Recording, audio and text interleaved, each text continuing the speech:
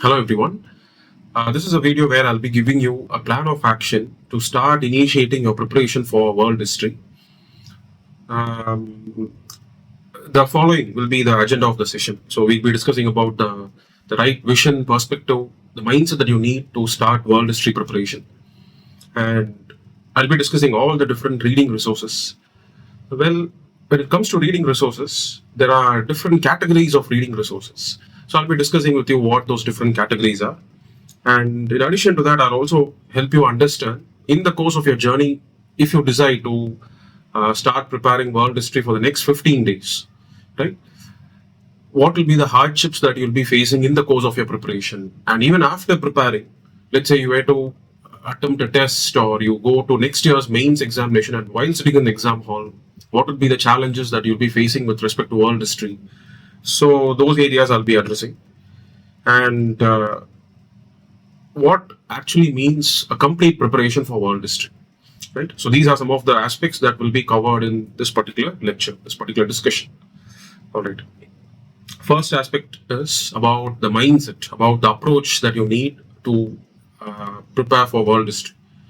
The first thing is when you start preparing for world history, and if you were to simply inform your friends or your peer group that you are going to prepare world history, the first message that you'll receive is a discouraging message. It's a discouraging advice that you don't have to really spend time for world history because hardly questions are even asked in this examination. Instead, why don't you spend this time preparing for ethics paper or preparing for polity or something like that? My fundamental philosophy when it comes to approaching mains preparation is no area is less important or more important than the other.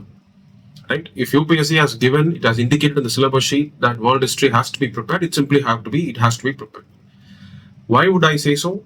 There are years like 2014 and 15 examination, the year in which I gave my mains exam. That was the first year when this new pattern was introduced. So in that year, there were 4 questions simply asked from world history. And then there are years when not even a single question was asked. But again, last year, last mains, 2 questions just from world history. Right? So that's why I do not believe that there is anything called as a trend when it comes to UPSC asking questions and giving weightage to different subjects in mains examination. It's your responsibility to simply make sure every word on the syllabus sheet is covered. Right? It's only those aspirants who just have the next 60-65 days for the upcoming mains. And if at all they were not serious about covering all aspects of main syllabus sheet, for them there is no other option. In that case, yes, they have to be choosy about where to spend more time and all of that. But for somebody who's going to appear in the next mains, you still have another 350 or 400 days in your hands. There is no simply excuse to negate an area at all, right? Just because you feel that you are not inclined towards history, that's not, first of all, a right assessment to make. Maybe with better books or with better teaching methods, any subject can be made interesting. So understand, you don't simply have an excuse to avoid or shunning world history. You have to give importance to it, number one. And that's the reason why I have indicated on the slide here that world history is on and off. Basically, there are some years where questions are asked, some years there are no questions asked. But your approach is simply to make sure world history is covered, right? And when you look at the questions asked in the previous years, you will figure out what makes certain questions from world history easy, what makes it difficult. If questions are straightforward, if they are asked simply from the topics mentioned directly in your syllabus sheet. For example, when you look at the syllabus sheet of world history, it says events in world history will cover events of the 18th century, starting with Industrial Revolution. Right? But the word French Revolution or American Revolution is actually not mentioned. Okay? When it comes to world wars, it is clearly mentioned in the syllabus sheet.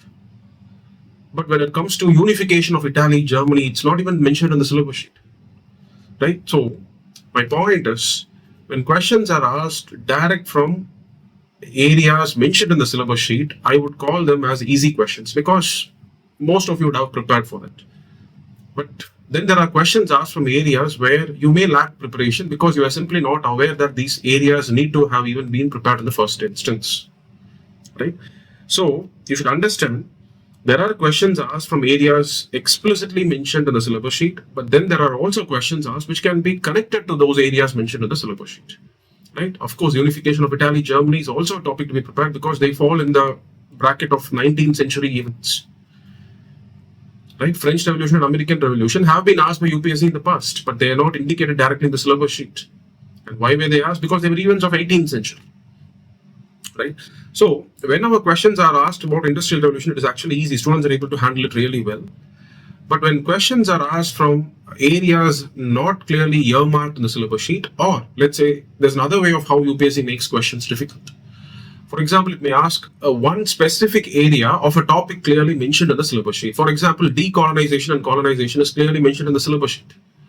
But getting into the specifics of what complexities arose in the decolonization of Malaysian Peninsula, if it's a general question about what were the problems of decolonization in Africa, most aspirants will be able to easily handle them. But if it's about a very specific narrow area, which is actually a question asked in 2017 Civil Service Exam Mains, what were the problems germane to the decolonization of Malay Peninsula? So when the questions assume a specific nature, then it becomes challenging for the aspirants to handle it confidently, right?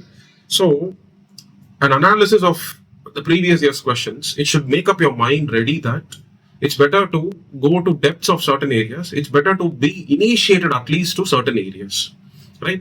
My understanding of UPSC's previous year's question is where the topics are not listed out clearly in the syllabus sheet, UPSC explores a superficial level of depth. Whereas the topic is clearly illustrated in the syllabus sheet.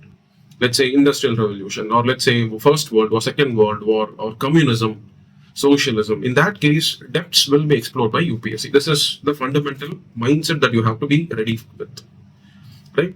So why is this analysis required? Why is this clarity that you actually need about the nature of questions required? It will make you convinced that it's better to go and read an entire book and complete it. Because when your preparation is patchy, when you know something about the First World War but not everything, the minute questions get to the depths, you cannot attempt. When your preparation is not comprehensive, you will know something about decolonization, but the specific question about the Malay Peninsula decolonization, you will not be able to attempt. Right? So getting this right mindset about the nature of questions will make you ready to put in the efforts. Right? What is effort? To make sure every area is comprehensively, completely prepared. If you decide to prepare something, make sure it's completely prepared. And how do you prepare? Where do you prepare? I'll just come to that as we go about with this lecture. Right? And the third mindset, the third awareness that you should actually have is reading world history, especially for somebody who's not into history reading, somebody who doesn't like history. When you start reading world history from the books, it will be slightly challenging in certain areas. See, anybody can read Industrial Revolution. Anybody can read American Revolution, French Revolution. But when it comes to reading the events of 1830 revolution that took place in Europe, 1830 there was a revolution. 1848 again another revolution, right? So getting into those nuances of 1830, 1848 revolution, understanding all the forces that actually shaped those revolution may be slightly tricky and challenging for somebody who's uninitiated into history reading, right? And especially when it comes to all the unfamiliar European sounding names, right? The organizations formed by Mazzini, Garibaldi, and since you will encounter a lot of personalities, you encounter people like Metternich, you encounter people like Charles Albert, right? So you encounter a lot of names, and these are not familiar names. If it's Gandhi, Nehru, Subhash Bose, Ashoka, we are all familiar with that. But when you encounter all unfamiliar names in unfamiliar context, you will feel it's slightly challenging to comprehensively read world history. But do not be afraid of that. Learn to navigate through those complexities. When you find such complex ideas hitting you, understand that not in the very first reading or in the second reading you're supposed to ingest everything. Read through it. Read between the lines. Get the gist of it, not the entirety of the content that is actually given in the textbook. The crux of the content is what matters in navigating through the difficult areas. Simply just don't give up. That's the point I'm trying to say. When you read French Revolution, see, even in French Revolution, understanding the causes of French Revolution is easy, but understanding the course of French Revolution is difficult. Understanding all the different experiments that were attempted before Napoleon was able to capture power. Right? Napoleon was able to capture power somewhere in 96 or 97. But since 1793, when the constitution was drawn for France, what happened in those 3 to 4 years? Getting the depths of that is slightly difficult, right? But you don't have to be scared. You don't have to give up your efforts. Understand that yes, these difficult areas do lie in the middle of your routine, or in the middle of your reading, and try to read between the lines to the extent possible. Try to get exposed to those areas. Keep moving on and on and on. That is where some class assistance can be taken. A module goes on world history or freely available videos on YouTube, right? So such kind of class assistance, if it can be given, can actually fill in all those areas, making you feel confident throughout your journey with world history. All right. So the next mindset and principle that you have to have is, I would say, after reading multiple books for world history and after seeing, also using internet for my preparation for world history, I always feel books are better than internet, right? Because books, if they have, see, the way the books are written is basically a historian who's writing it. A historian has a lot of interconnection when he has written this book. But when you read from internet, it's not a historian who has written it. It's somebody who has taken copies from historians' works. They have simply clubbed all those ideas and presented, right? The interconnected nature of reading history is something that's absent when you browse on internet and you try to read history out of that. You will definitely understand history. You will definitely understand the most essential, superficial aspects of events, even when you read from online resources. I don't doubt that. By reading from Wikipedia or by reading from history.com, that's another nice website where you have all these events of world history discussed.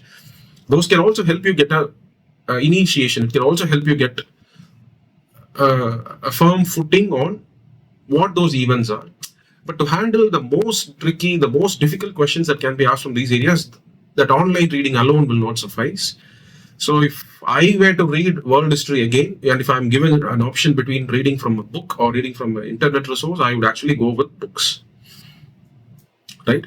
And so have toppers as well. I'll show you what that is. And when it comes to using internet, I feel Wikipedia is better than using AI platforms, using ChatGPT or Grok. It's better to read entire Austria versus the revolution in 1848 in Austria. What happened? Okay, just you have to search it on Google, 1848 revolution in Austria. You read it. That is actually better than typing the same as a prompt in ChatGPT and reading it. The content that you get in ChatGPT is too less. It's too short, and what do you say?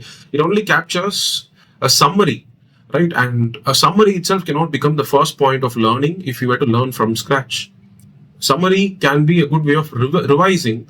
So that's why if you decide to use internet for your preparation, it's better to read from Wikipedia. I find amazing articles on all events of world history given in Wikipedia, comparatively better.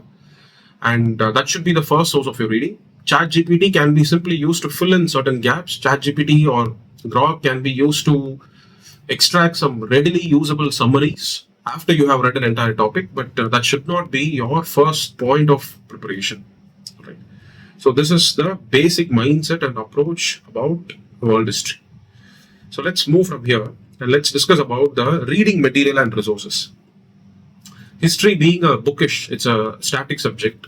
So you have great works produced on all parts of history, and world history is, again, not an exception. Even for world history, you have some really great resources to read. Right? You can just read and spend a lot of time extracting all great points from these books. But should you read all of them? Right? I would say toppers have read some really good books. And let me give you a proof of that. This is what you can see on the slide is basically the blog of Anudeep Durishetty. So he was All India Rank 1 in 2017 Civil Service exam. Right?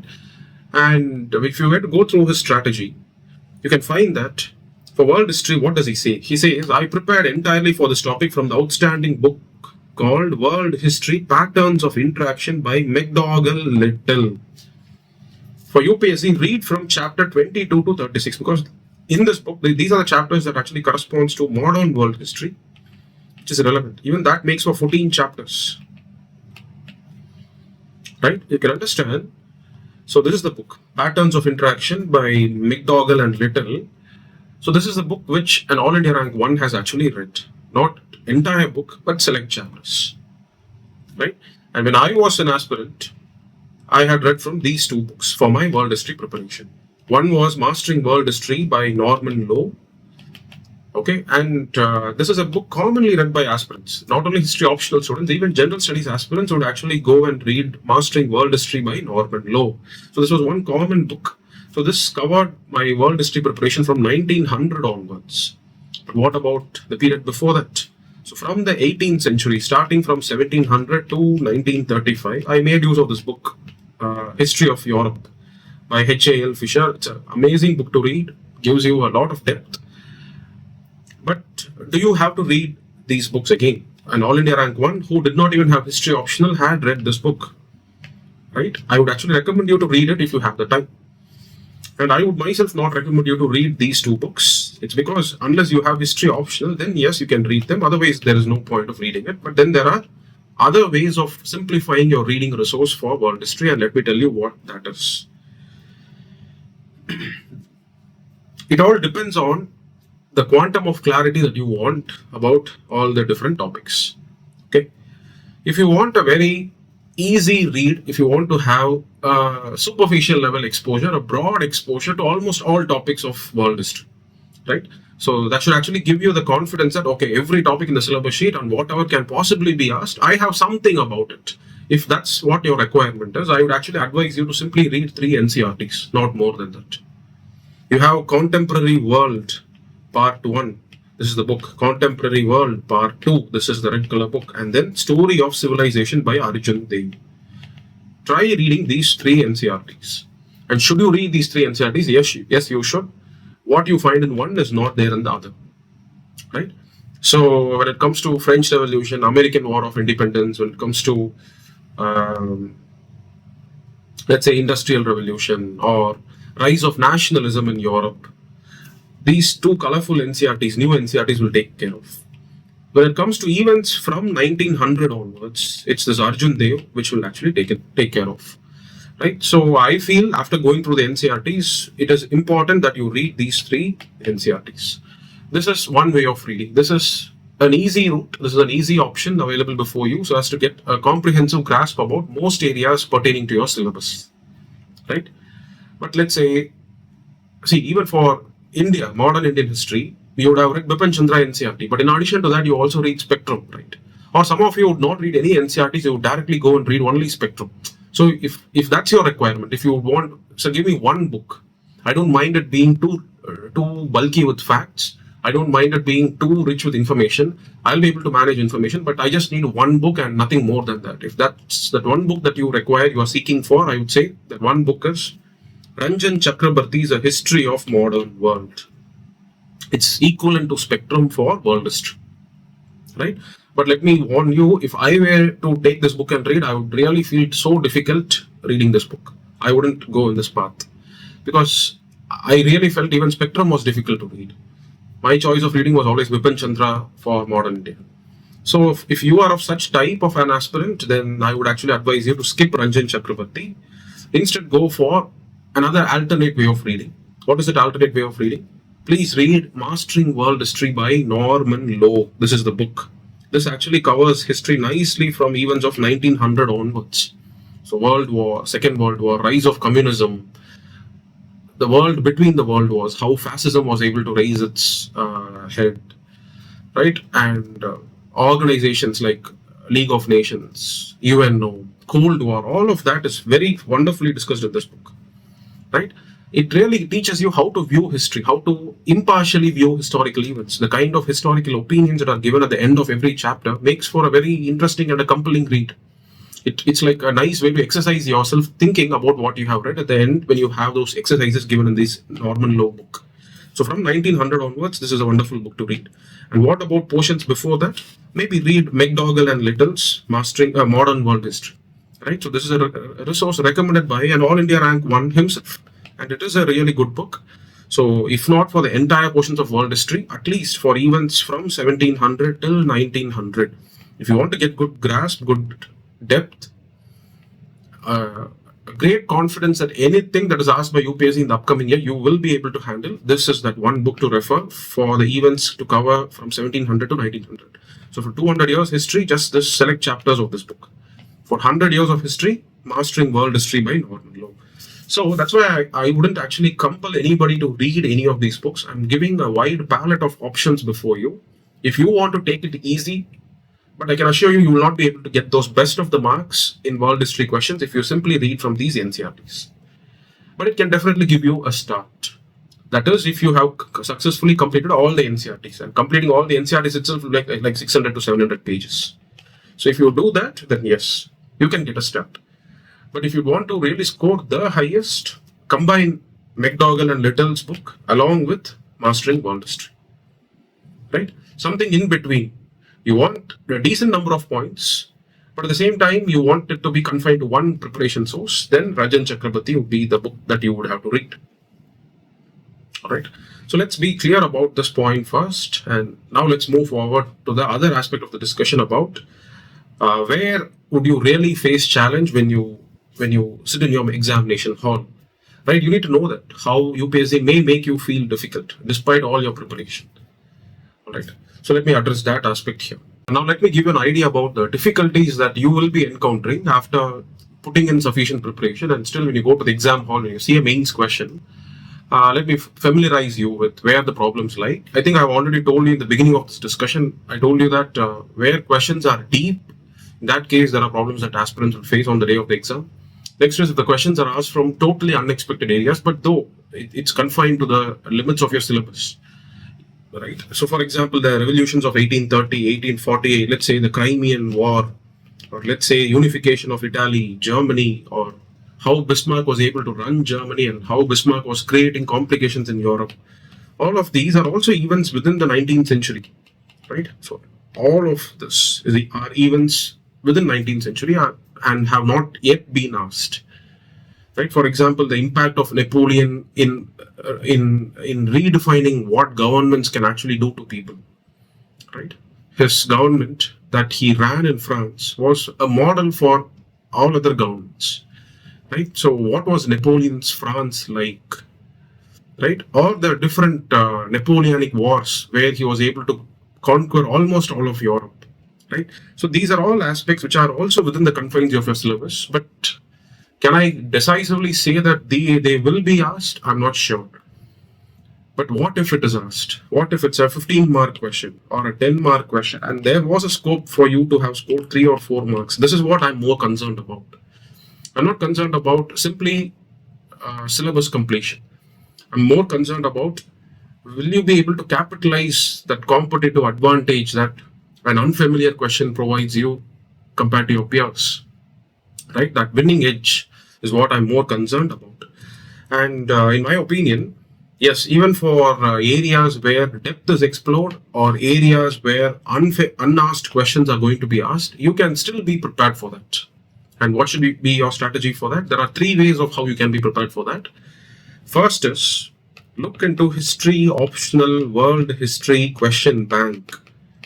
Right. So for history optional, the syllabus will cover from events from 1600 onwards till 20th century. Right. But you have to confine yourself from 18th century onwards. So let's say from French Revolution, Industrial Revolution, American Revolution. These are the events of 17th century. Right. And then the entire 19th century. Whatever has happened in Europe. Just for those limited areas, have a look at history optional question bank. This will give you areas to think. This will give you areas to prepare for. This will also be a good yardstick to measure yourself against after you have done your preparation from these textbooks. Right? The ultimate test of your suitability for getting into the top scores in this paper is, are you able to face challenging questions? Right? So the first exposure to these challenging questions after your preparation has been done lies in history optional question bank. For example, this question, which even Anudeep Durushetty has mentioned, right? In Civil Service 2017, that was the year that he had attempted. He has mentioned that this was a question that was very challenging for him. He was able to give a general answer made up at that particular moment. And he had even explained what was the content of the general answer that he was able to arrive at.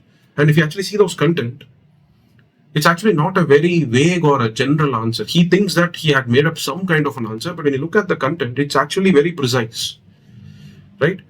So, the point is, how could you anticipate that even these kind of questions can be asked? if you look at history optional question bank, you have so many years questions asked on the complications that rose in Malay Peninsula following the Second World War. That is, during the time of its decolonization, what were all the racial issues, right? And which all powers had tried creating complications in Malaysia. All of that was already asked as questions. Okay, so that's why I would say that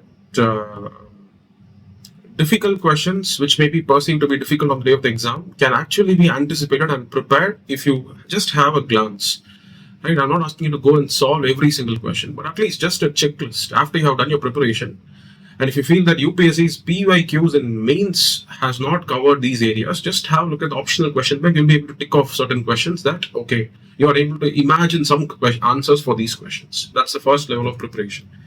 The second level of preparation is simply to attempt challenging test series, right? And when you explore those test series, let's say Moksha test series of Shankar Academy, go and have a look at it. You'll be surprised to find the quality of questions, how challenging and probing they can actually be, right? When you look at those questions, and not only Shankar, but any other test series as well, when you keep yourself exposing yourself to all the challenging, difficult questions from world history, that is also another way of how you actually can be all ready and prepared, right? And if you find these are going to be your later steps, but somebody has to first give me an awareness about all these topics in the first place. I have no idea about 1838-40 revolutions. I have no idea about Napoleonic France. I have no idea about who was Bismarck and what was his contribution to changing the course of European history. If you have no idea and you would want some kind of an initiation, better you join classes for mains, right? So that's a way of how that first level of initiation, exposure, and clarity can be given on certain topics. Once you get that confidence from the lectures that something is now made familiar to you, now going and reading from the textbooks becomes easier, right? And then the first two steps have to be done, looking at question bank and then facing challenging test series, right? So understand this is the difficulty that you will practically be encountering, where from familiar mentioned areas in the syllabus sheet, very deep questions can be asked, right? And similarly, in 2024 mains, there was a question that was the First World War fought, especially to maintain balance of powers in Europe, right? So many aspirants, at the end of the JS paper 1, their opinion was that this was a difficult question. They couldn't manage to get a lot of points because it was a 15-mark question. You have to write for 2.5 pages. Trust me, this was exactly ditto copy-paste of a PYQ asked in history optional in world history. Right? So somebody who would have just glanced through those questions, they would have their mind, as soon as you see a question for which you don't have an answer, you would want to figure out the answer. You would be on a seeking path. You would have actually figured out an answer for that. That state of readiness comes when you follow what I have told you. So to face the difficult questions, there are 3 ways. One is first get an initiation of all the difficult topics in the form of lectures. Second is previous year's question bank of history optional world history. Third is challenging test series, right? So that can help you overcome these difficult areas. Doing all of this is what will guarantee you something between all India rank 1 to 10 or 1 to 100, right? People do all of this, whoever managed to squeeze into all these top ranks. Be one among them. Just don't try to be somewhere in the rank list. Even if you get some 800 rank, you're still in the rank list. No. The service of your preference, the cadre of your preference, right? And the ranking among your batchmates in that same cadre, which will all play a role in deciding your chances of being promoted at the earliest. All of that, people who are smart enough to recognize the importance of all of that will be putting in all this preparation. Be one among them. All right. So next is what makes for a complete preparation experience. I told you already, you prepare everything on American Revolution, but that one aspect of American Revolution, because you have not prepared and that was asked in your exam, you cannot even attempt the question. That should not be the case, right? If you're putting in 2 hours on American Revolution, make sure you put another 1.5 hours to make sure every other area is also covered. Don't be contented with short-term efforts, right? Think of going an extra mile. Think of putting yourself into some kind of stress for some more time on that particular topic. Maybe there could be more areas. Leave no loose ends. That's the whole point of what I mean by a complete preparation experience. So what can you do with that? So how to go about that? First of all, you need to figure out how much days is it going to consume for you to prepare world history. Again, it's not the same for all aspirants. I'll divide the aspirants into 2 categories. One is a category of aspirants who are good with English, who can read Hindu editorials, newspapers, and comprehend and make sense of that, and who don't have an allergy towards history, who, at least when it comes to Indian history for prelims, they have had a decent, meaningful reading experience. That's category number one. For such kind of aspirants, it wouldn't take more than 10 to 15 days, right? Even though you may not be very familiar with world history, you wouldn't have read anything with respect to world history, you would not take more than 10 to 15 days to comprehensively, completely cover world history. All right? Because it's only going to take you 2 days to complete 18th century, that is French Revolution, Industrial Revolution, American Revolution, even if you go to the depths as much as possible. It will not take you more than 3 days to finish the 19th century European history, starting from Napoleonic France till, let's say, the arrival of Kaiser Wilhelm II as the Kaiser of Germany, as the ruler of Germany. So this 100-year history, to cover it, I would say it only will take you 3 days. And to cover the entire 20th century, world wars, decolonization, Cold War, and the world between the two world wars. Right? So these are the focus areas. To cover that, you need 4 days, not more than that. So within 9 days, you'll be able to read one round of reading of the resources that I have pointed out to you. The remaining 5 or 6 days can simply be spent on rereading it and now trying to extract summaries out of that. Right after, when you do the second reading, now try to write whatever you have read in the entire chapter. Let's say you have read a chapter for 20 pages. Just make a 2-page summary, not more than that. A 2-page summary which should condense all the information that you have read, which gives you good interlinkages between all the different themes and topics that you have read in the 20 pages. If you don't do this 2-page summarizing work, whatever you have read for 20 pages will be forgotten the very next day itself. So, which means the time that you have invested is waste. It's not safeguarded, right? So, write summaries.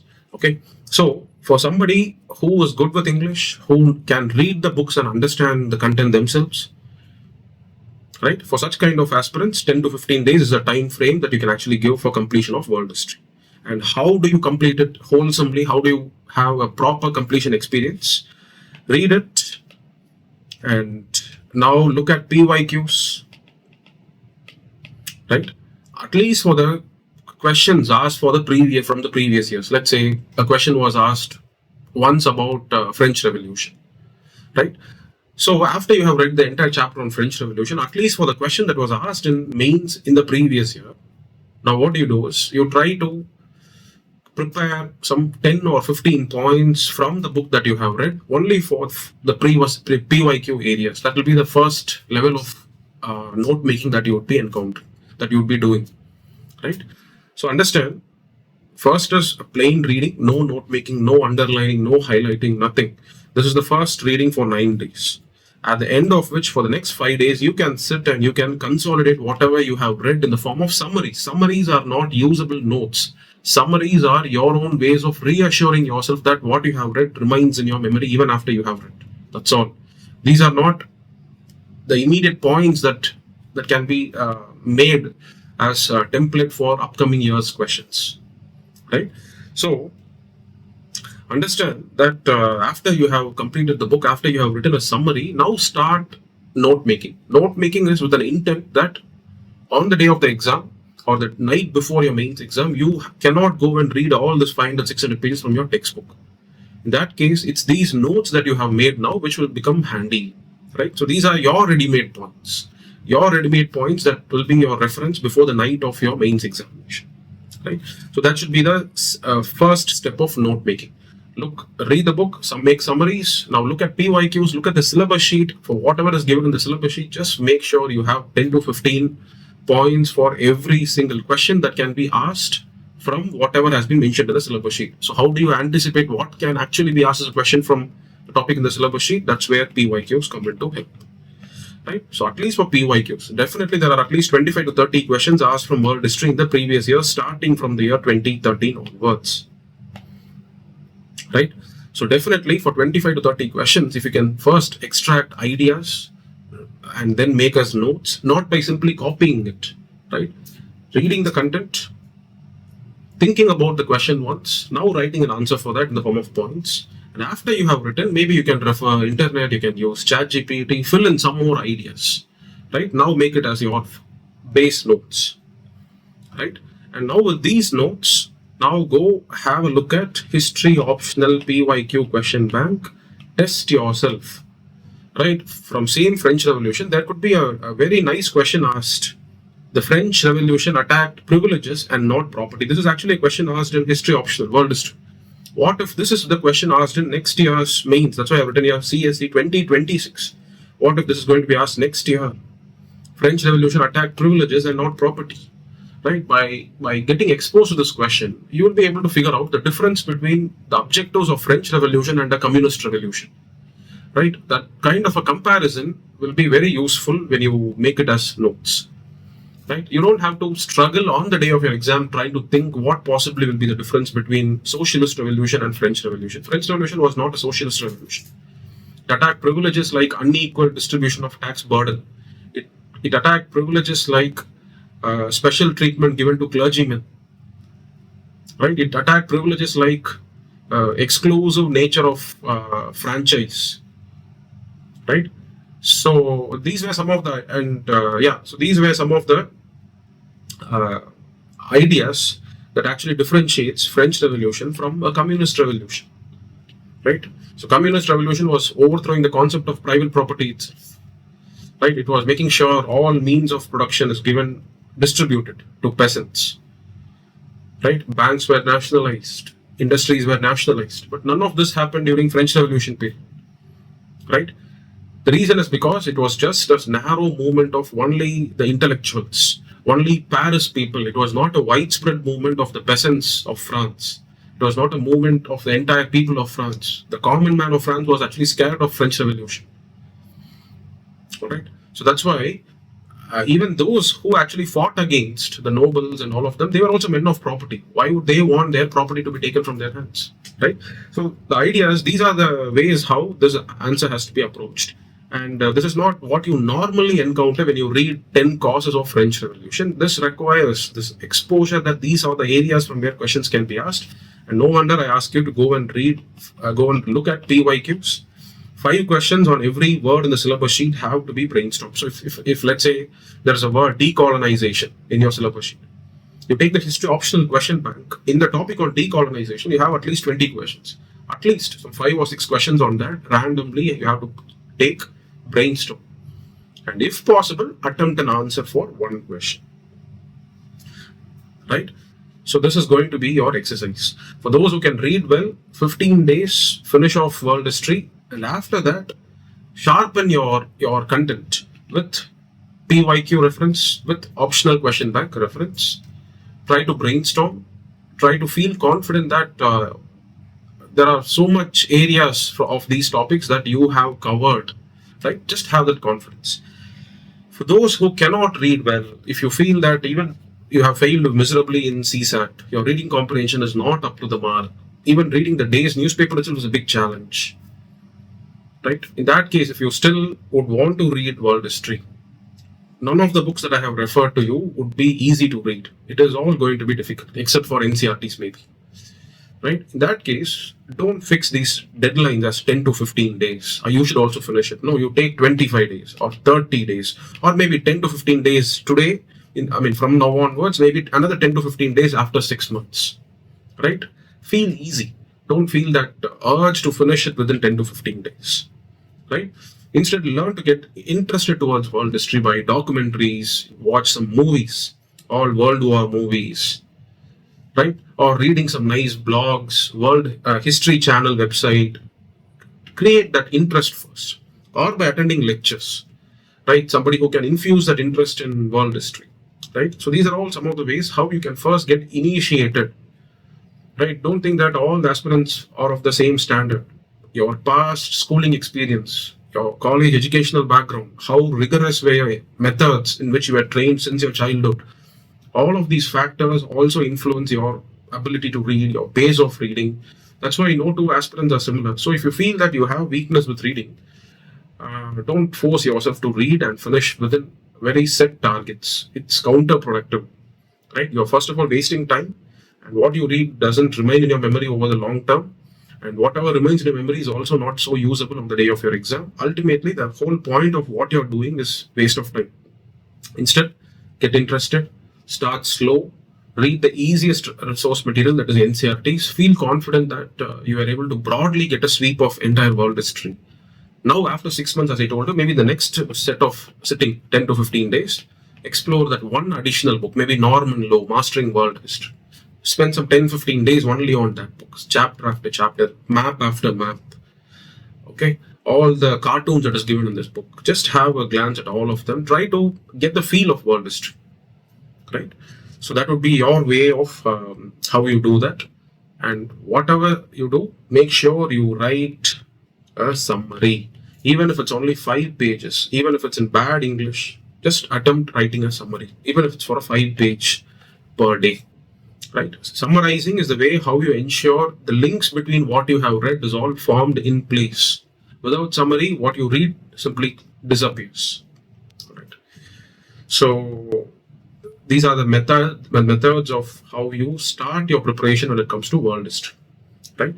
So I'm very sure when you start following this will keep you occupied and busy for the next 10 days or 15 days. And in the meanwhile, I'll come up with the preparation strategy for the next subject.